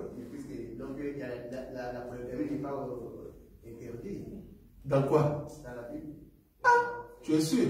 Mais, attention, c'est un autre sujet. Attention. La polygamie est biblique, on est d'accord. Tu as raison. Mais est-ce que la polygamie est chrétienne? Une écriture seulement, une écriture chrétienne. Ah, merci. Ok, 1 Corinthiens chapitre 7. 1 Corinthiens chapitre 7, verset 12. 12, hein? Aux autres, ce n'est pas le Seigneur, c'est moi qui dis, si un frère a une femme non croyante, qu'elle consente à habiter avec lui, qui ne la répudie point. Une femme non. Comment? Non croyante. Oui, mais non croyante, mais c'est la femme qui répudie l'homme. Ici, ce n'est pas non croyant, pourquoi? Mais est-ce que la femme peut répudier l'homme? C'est ça la question. Est-ce qu'une femme peut répudier son homme? Oui ou non? Mais on autorise à la femme de répudier l'homme non croyant. Mais ta question c'était quoi? Est-ce qu'il y a une écriture où la femme, où l'homme a commis l'adultère et que la femme peut répudier cet homme-là? Je te donne l'écriture. C'était ça la question. L'homme n'est pas non croyant, mais l'homme est croyant, mais il a commis l'adultère. Ah non, une écriture où l'homme croyant, est-ce que c'est un croyant d'abord? C'est un péché, c'est comme... Il a bronché, il n'a pas péché, mais il a bronché. Bronché, tu es parti vraiment calmement. Non. Bronché, tu as insulté, ouais, là on comprend. Mais adultère, frère, non, là c'est pas bronché. Là c'est vraiment comme on dit, le péché que le Seigneur ne va pas pardonner. Comme la Bible dit, il y a des péchés qui mènent à la mort. Parce que là tu es conscient. Tu as d'abord acheté des cinglés tout blancs, hein, ensemble tout blanc. Tu as préparé l'argent, voilà, tu es prêt pour aller faire l'adultère, frère. Non, ça c'est un péché bien conçu, bien préparé. C'est pas branché. Non, c'est pas branché ça. Non, toi tu es l'enfant de Dieu, tu es conduit par le Saint-Esprit. Oui ou non? Oui, branché, oui. Branché, je parle ici de. Tu avais aussi. Non, adultère, c'est pas branché, frère. Une fois seulement. Non, une fois seulement. Il m'a dit, oui, maman. Emmanuel. 1 Corinthiens 7. Oui. 4 à 5. 4 à 5. Oui. La question c'est surtout nous les pasteurs. Oui. La question il y a famille motoye et salami de évangéliste. Donc la sœur, on dirait, celui que l'occasion qui est donc la sœur, pendant la relation dans Bango, intime, chaque fois qu'un frère il demande, la sœur ne veut pas, chaque fois il demande, il ne veut pas. Et la condition bon, est-ce que le frère peut garder, aurait à continuer. Pourquoi il va séparer? Donc dès que on va séparer. Parce qu'après que la sœur ne veut pas. Bah si mes boyaux, non, frère a besoin, non, je ne veux pas, je suis fatigué. Non. Donc, le frère a supporté pendant 1 an. Donc, c'est ça. Il a un grand cœur. Lui, il a attendu 1 mois et 1 année. Non. Je crois que dans de tels cas. Est-ce que ça lui péché? Bon, on va voir la parole. On va voir la parole. Dans ces cas, couple chrétien, et que un de conjoints ne veut pas donner son corps à son compagnon. Ne vous privez pas. Voilà, merci. Mais c'est ça, il a donné. Voilà. Donc, mais elle a privé pendant une année.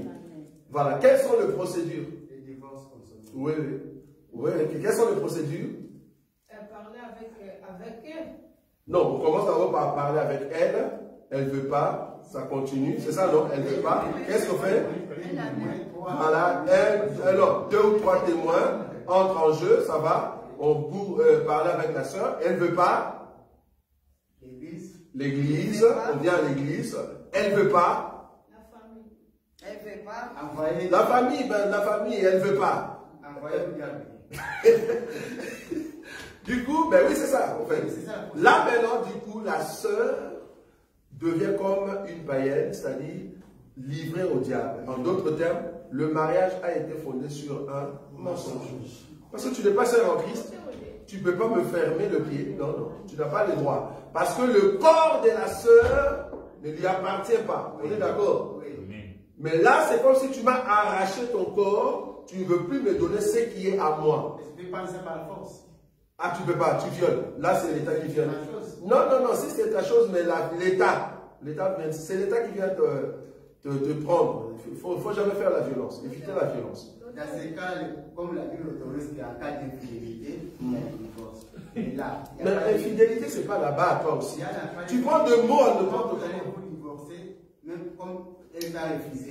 Comment divorcer une femme qui te refuse? Ce n'est pas autorisé par la Bible. Comment ça? La femme, la Bible dit qu'il y aura un divorce quand il y a infidélité. En cas d'infidélité. Oui. Ok. La femme n'a pas commis l'infidélité. L'adultère, tu veux dire. N'a pas connu l'adultère. Pardon, papa. Elle n'a pas connu l'adultère, mais elle a refusé à donner à son mari. Oui. Son mari n'a pas droit au divorce. La Bible ne permet pas. Elle doit supporter. Elle va maintenant considérer sa femme comme non-croyante. Non-croyante? Ah, mais non, elle n'était pas non-croyante au départ. On est d'accord? C'est le même cas comme tu as rencontré un frère que tu n'avais pas bien vérifié alors que c'est un criminel. Et qui te tape dans l'idée de te tuer. Qu'est-ce que tu fais? Le mariage est fondé sur un mensonge. Voilà. Le mariage est fondé sur un mensonge. Parce que la fille est venue pour tuer ton ministère. Le mariage est fondé sur un mensonge. C'est-à-dire la personne était venue comme sœur en Christ, alors que ce n'est pas une sœur en Christ. Moi, étant homme, je me suis laissé aller dans cette idée-là. Donc, normalement, la sœur, avec toutes les procédures, première procédure, je parle avec la sœur, elle ne veut pas. Deuxième procédure, j'appelle 2 ou 3 témoins, elle ne veut pas. Troisième procédure, je l'amène devant l'église, elle ne veut pas. La famille entre, elle ne veut pas. Mais attendez. S'il vous plaît, permettez-moi de vous interrompre parce qu'il y a des réclamations ici en ligne. Oui. On dit que le frère Manuel pose à lui seul de plus de 10 questions. Donc, les frères et les sœurs réclament même les Dorian et les autres. Ben oui, c'est pour ça qu'il faut venir en présentiel, c'est mieux. On va prendre des questions en ligne. Oui, allez-y, maman, papa. Oui. Les questions en ligne. Il y a beaucoup de questions. Oui. Olivier. Olivier, oui. Pose la question. Un chrétien qui meurt maintenant, peut-il être une vierge folle? Et si oui, où il ira? Il ira toujours dans le sein d'Abraham? Non. Un chrétien qui meurt. Mais non. Un chrétien qui meurt maintenant est automatiquement vierge sage. Non, il ne peut pas être vierge folle. Non. Aujourd'hui, nous ne connaissons pas encore la vierge folle. Non. Aujourd'hui, nous sommes tous des chrétiens, mais si je meurs en Christ et Jésus, je suis automatiquement vierge sage. J'attends la trompette et puis je monte. Oui? La sœur Dorian pose la question. On sait que dans l'Assemblée des saints, les femmes doivent se taire. Oui. Si pendant le culte, les pasteurs cherchent un passage biblique que personne ne trouve, sauf une sœur, la sœur en question peut le dire dans l'Assemblée. Très bien. Mais que la femme se taise dans l'Assemblée, se taire là, c'est par rapport à quoi? Par rapport à prêcher, ça n'a rien. Bon, ce sont les mêmes questions qui reviennent. Hein, donc, quand on dit se taire, c'est par rapport à l'instruction, par rapport à l'enseignement. Mais la sœur peut chanter, la sœur peut prophétiser, la sœur peut saluer les gens, voilà. Sinon, nos sœurs ne vont pas saluer les gens. Hein, donc, voilà. C'est par rapport à l'enseignement, par rapport à la prédication dans l'ensemble de saints, la sœur doit se taire. Voilà. Oui. On va prendre la dernière. Oui. Les frères Gislain Mineta posent la question. Oui. À quel moment doit-on alors demander un pardon? Oui. Et à quel moment doit-on demander une excuse? Ouf. Excuse. Pardon, excuse. Qui comprend la différence? Bon, là c'est vraiment juridique un peu. Pardon, c'est quoi? Le pardon, c'est pour les péchés. C'est pour les péchés. Excuse, c'est une faute. Voilà. Normalement, c'est facile pour vous comprendre. Pardon, mais je peux demander pardon aussi à mon frère. Vous avez enseigné la fois passée sur offense, transgression et péché. Oui. Ok, donc, maintenant, attends, excuse, par exemple, comme je dis tout à l'heure, que je suis sorti avec ta femme et on a eu un enfant. Je vais demander excuse. Ça, c'est un pardon. C'est dans ces cas-là. Je comprends, oui. Donc, pardon dans les cadres du péché. C'est-à-dire, tu as péché contre ton frère, vraiment. Là, je te demande pardon. Ça va? Mais je m'excuse par rapport à quelque chose. Peut-être je t'ai cogné. Voilà, dans ces cadres. Ça va? Oui, maman? Oui, au millénium. On a déjà répondu à ta question, maman, ou pas? Non, pardon, ça c'est une autre question. Oui, est-ce que j'ai répondu à la question la première? Oui. Ok, ça va. Oui. Non, apparemment non. Non. Moi, c'est un non qui ne peut pas l'être aussi. Ah oui, j'ai déjà répondu. Oui. Ça, c'est une autre. Oui, donc il y aura un divorce. Donc ça l'air à million. Oui. Je n'ai pas bien compris. Donc, fleuve donne arbre de vie, 12 fruits par l'année. Donc, la compréhension, c'est guérison. Pourquoi? Les nations peuvent chercher la guérison. Donc, ça se trouve à Apocalypse 22, 1 à 2. Apocalypse 22, là où nous sommes dans le millénium. Ben oui, le fleuve en question, quand on dit fleuve en question, c'est vraiment la parole, on est d'accord. Quand on dit l'arbre qui était la guérison, c'est Christ Jésus lui-même, qui donne 12 fruits, c'est au fait la personne de Jésus qui s'est divisée en 12, c'est-à-dire le peuple, parce que le chiffre est 12. Donc, là, c'est prophétique, quoi. Voilà, c'est prophétique. Donc là, c'est vraiment le millénium qui prouve que le roi qui sera sur le trône, c'est lui qui détient la source de vie. C'est lui qui détient le médicament qui va guérir, en fait, tout à l'heure. Donc si tu ne viens pas là-bas, ben, tu n'as pas la guérison, en fait. Ça va? Encore une question? Oui, maman l'a dit? Pas de question? Je reviens par rapport au péché relatif. Oui. J'ai commis des péchés ici au Congo. Oui. Je suis venu en Europe. Je dois appeler mon frère au Congo pour lui dire que non, j'avais couché avec ta femme. Attends, tu es au Congo et tu es venu ici. Tu es venu ici. Et ici, tu es devenu chrétien. Oui. Et puis tu veux maintenant demander pardon. Est-ce que je vais appeler? Est-ce que je vais appeler? Je vais appeler. Oui, au téléphone. Bon, en tout cas, cherche pour moi, le conseil que je peux te donner, de telles conversations, pas au téléphone. Cherche pour aller là-bas. Cherche un moyen quand tu seras au Congo. Mais oui. Non, je préfère encore qu'ils puissent me tuer, mais du moins, j'ai dit la vérité. Voilà. Non, c'est en tout cas, je vous dis, le péché relatif, beaucoup, c'est comme tu l'as dit. Hein. J'ai beaucoup aimé quand tu as dit, beaucoup vont rater le ciel à cause de ça. Tu imagines, non, c'est grave. Je connais un pasteur qui est sorti avec la femme de son collaborateur. Et ils ont eu un enfant ou deux, je crois un enfant. Et le collaborateur a l'enfant à la maison, croyant que c'était son enfant. Mais c'était l'enfant du pasteur, de son ami pasteur. Ils travaillent ensemble, son collaborateur. Alors pour que le péché parte, qu'est-ce qu'il faut faire? Jusqu'à ce que ce pasteur est parti dire, voilà tel enfant, c'est mon enfant. Mais non, l'homme, comme il est chrétien, le collaborateur, il dit, il appelle sa femme, il appelle aussi le pasteur qui était sorti avec sa femme, il dit, en tout cas, j'ai maintenant connaissance de ce qui s'est passé, je vous pardonne. Et puis voilà. Oui? Pardon? Oui. Il autorise de divorcer? Oui, mais ça dépend de ma mère. Autorise, comme tu as dit, mais s'il ne veut pas, il continue avec sa femme. Jusqu'aujourd'hui. Mais donc, on ne va pas dans ces cas, on va vivre dans l'hypocrisie. Pourquoi l'hypocrisie? Ça dépend de comment tu pardonnes. Non, toi-même tu as dit ici, peut-être qu'il avait bronché. Peut-être. Non, je dis peut-être. Donc peut-être qu'il avait bronché. Donc, l'homme, aujourd'hui, a pardonné sa femme. Il continue avec sa femme, mais avec un enfant de son ami collaborateur. Mais il a violé la loi. Bien sûr. Mais il a demandé pardon à l'homme et la femme a demandé pardon aussi à son mari. Voilà. C'est ça qui est important. Oui. Oui. Notre bien-aimé, José Hélène me pose la question. Shalom, mon bien-aimé, j'ai une question. Une sœur peut faire aussi l'interprétation. Une quoi? Une sœur. Une sœur, très bien. Oui. Et Dorian pose la question. Dieu dit à Adam que vous ne mangerez pas de tous les arbres du jardin. Oui. Quand on parle de manger, c'est-à-dire que le corps d'Adam pouvait avoir faim. Ma question est... Attendez. Oui, et ma question est, dans le jardin d'Éden, Adam portait quel corps? Très bien. Je commence par la question de la sœur José Iréno.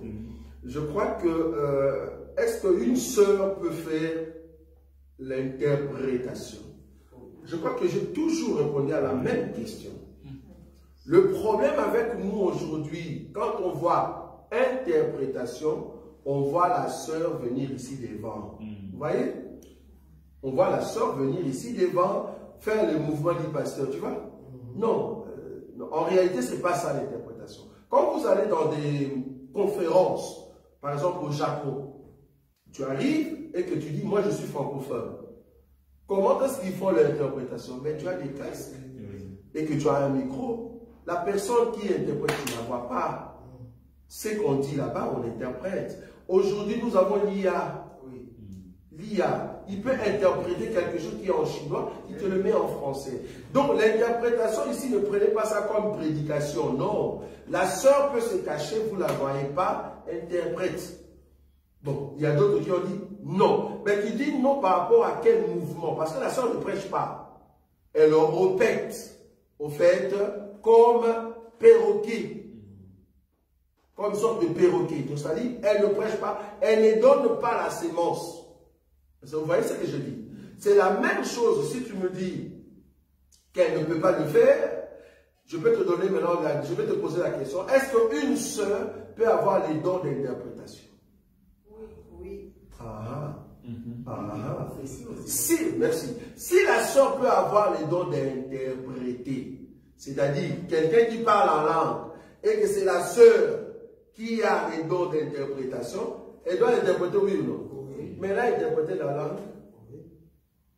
Donc, une sœur peut interpréter, mais non pas selon les Africains.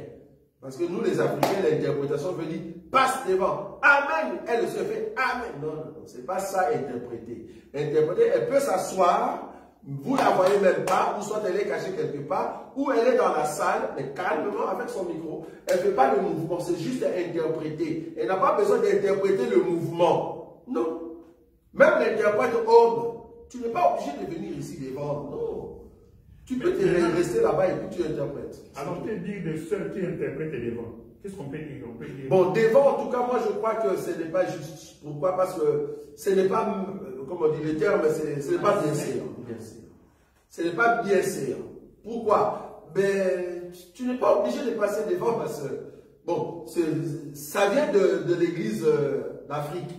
Tu vois, les évangélistes, quand ils ont commencé, alléluia, frère, interprète, alléluia, et puis la sœur prend le même rôle, tu vois. Mais en réalité, la sœur n'a pas besoin de passer devant, elle peut s'asseoir.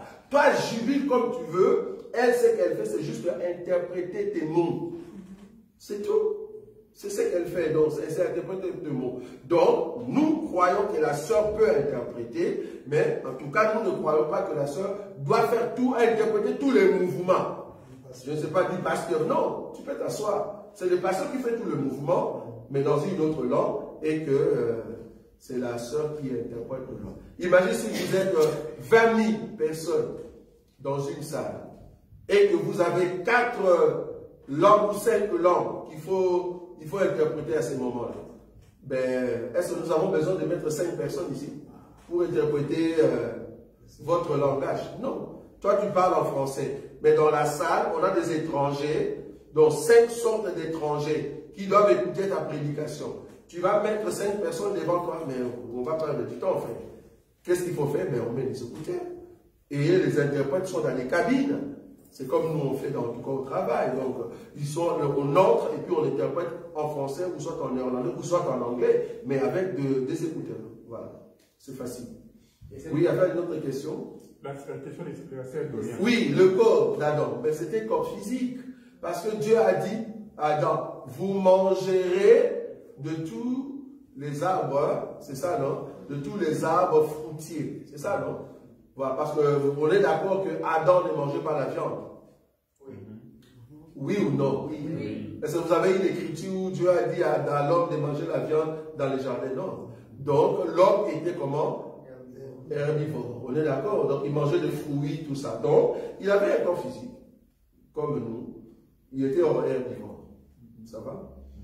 Parce qu'en réalité, ce qui tue le corps ici, vouloir ou pas, c'est le fait qu'on mange trop de viande, du sang, tout ça. C'est ça aussi qui est irritable. Mais si tu es vraiment herbivore, je ne te dis pas de devenir végétalien, mais si tu es vraiment herbivore, tu manges trop. Tout ce qui est herbe, tu vas voir que ton corps sera en forme plus que nous autres qui aimons trop de viande. Donc, selon sa sous-question, oui. Donc Adam pouvait avoir faim. Bien sûr. Oui. Bien sûr. Pour manger, il faut avoir faim. Même Dieu a faim. Même Dieu. Dieu a faim. Jésus a dit j'ai soif. Oui, non. Il a faim. La Bible dit Jésus a eu faim quand il était lors de la tentation. Oui ou non? Et puis la Bible dit il voulait manger un fruit, je crois figuier. Il est parti parce qu'il avait faim. Dieu aussi a faim. Voilà. Ça va? Oui.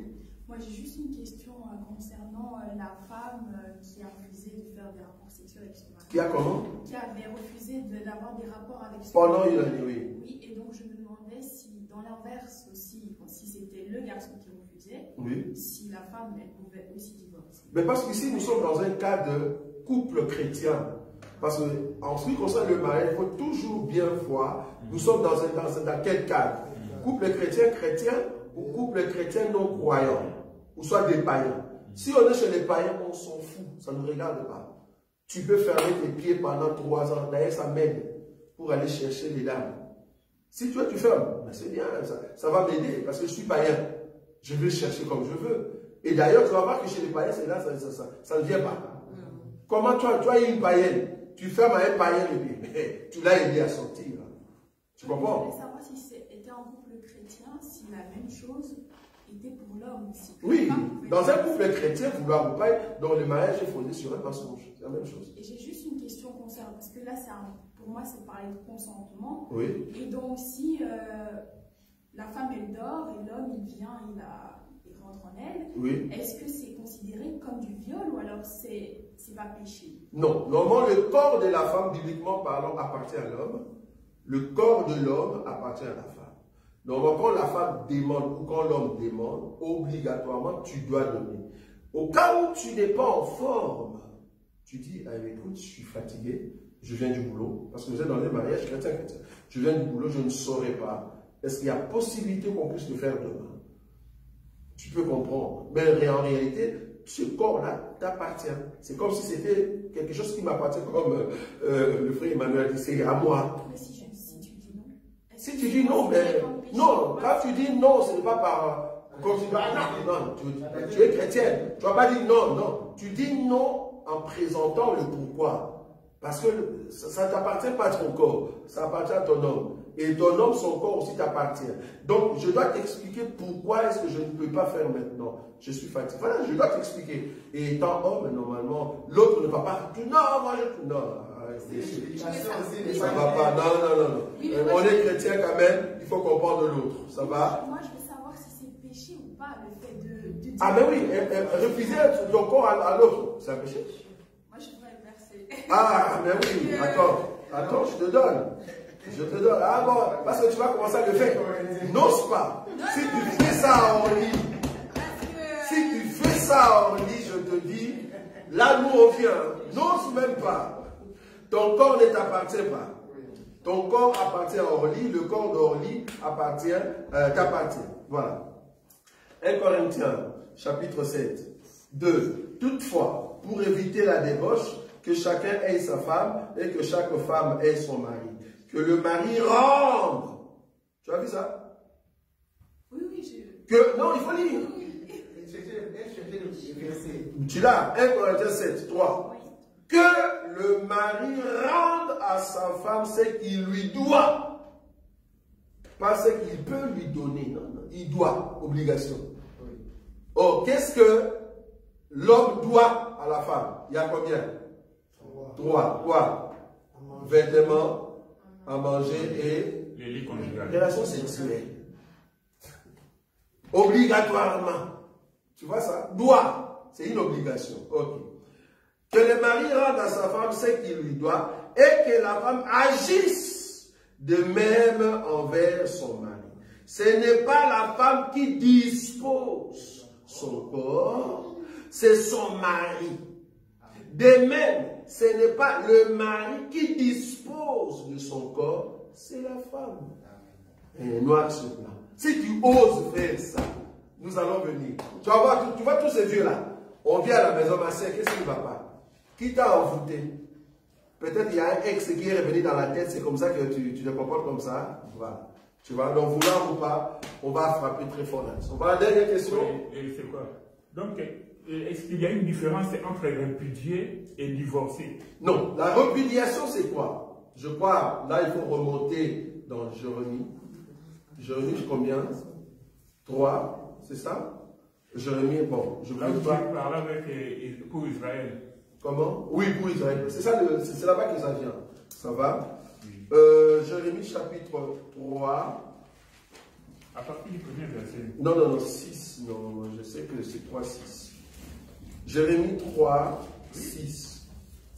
L'Éternel me dit, au temps du roi Josias, as-tu vu ce qu'a fait l'infidèle Israël? Elle est allée sur toute montagne élevée et sous tout arbre vert, et là elle s'est prostituée. Je disais, après avoir fait toutes ces choses, elle reviendrait à moi, mais elle n'est pas revenue, et sa sœur, la perfide de Juda, en a été témoin. Quoique j'ai répudié, vous voyez, quoique j'ai répudié l'infidèle Israël à cause de tous ses adultères, et que je lui ai donné sa lettre de divorce, j'ai vu que la perfide de Juda, sa sœur, n'a point eu de crainte et qu'elle est allée se prostituer pareillement. Donc, repudier, c'est chasser, en fait. C'est-à-dire, je ne veux plus. Voilà, je coupe ici au permis. Mais dans les termes de divorce, normalement, c'est un peu comme juridique, si je peux appeler ça. Okay. Voilà, divorce, c'est dans un cadre juridique. Mais quand on dit repudier, c'est-à-dire c'est fini. Donc, toi et moi, là, on coupe. Donc, je te repudie. Et maintenant, dans les cadres juridiques, on divorce. Là, maintenant, on va chez l'État et puis voilà. Okay. Ça va? Voilà, que Dieu vous bénisse. Nous allons rencontrer les dimanches. Merci beaucoup. Nazakomata